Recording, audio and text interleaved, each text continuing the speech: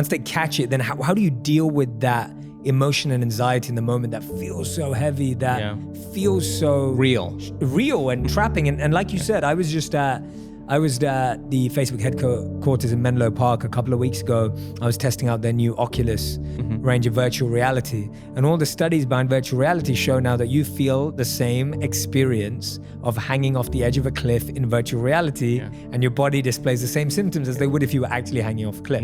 So just showing how imagination does mirror the other way too through virtual reality. But how that feels so real. Like our body gets, when you're stepping out off the ledge, you're doing it as if it's reality. And so that anxiety feels so real. What do you do after catching it? What happens to that emotion?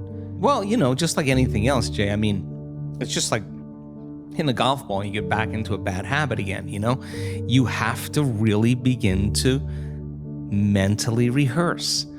So you ask yourself at the end of your day, I do this every day, how'd I do?